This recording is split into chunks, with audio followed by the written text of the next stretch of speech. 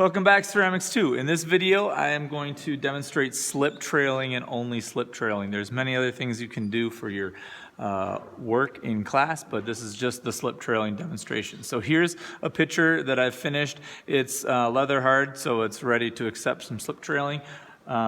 In class, I will have this bucket that says slip trailing level 2, 3, and 4.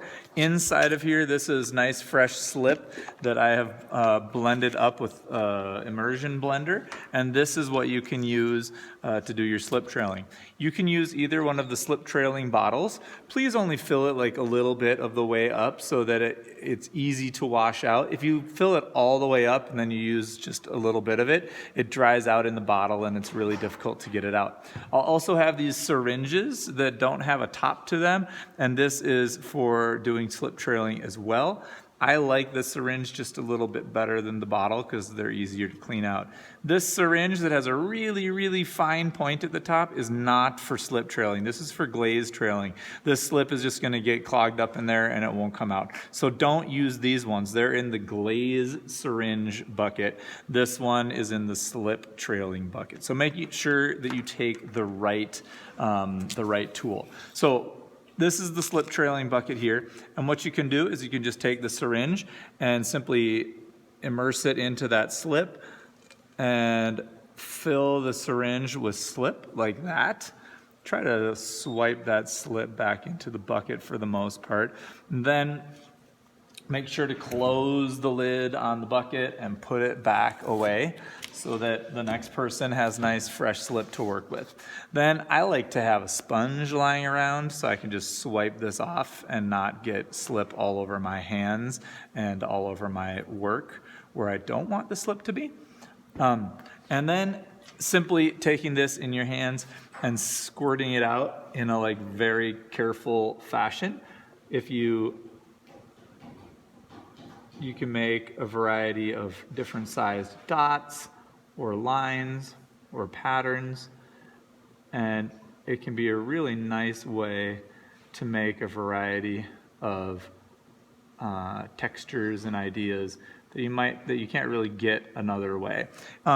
If you're wanting to practice a little bit beforehand, you're like, that looks pretty cool, but I keep messing it up. If you just get a paper towel, you can kind of use the paper towel as a practice, and then, it can just get thrown away because it's just clay and it's not that important. And you can just do that, or you can try to make some nice straight lines or curvy lines or whatever you feel like is your style. Okay, so you can do a variety of things with this in the sense of little dots or lines. You could even put this back on the wheel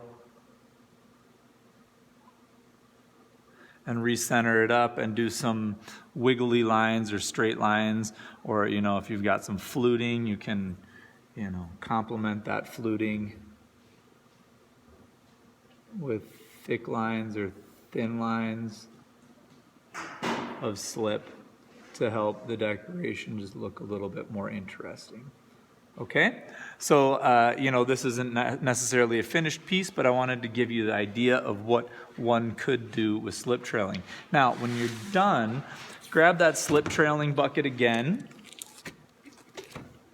You can take the leftover slip you didn't use and squish it back into the slip trailing bucket so somebody else can use it.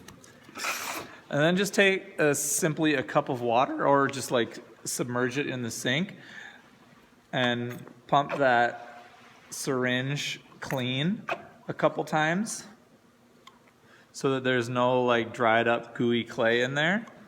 Wipe that back off so it's nice and as clean as something should look in the ceramics room, and then put it back into the slip trailing tools bucket. Okay, so that's how to do slip trailing for Ceramics 2. Thanks for joining me. I'll see you in class.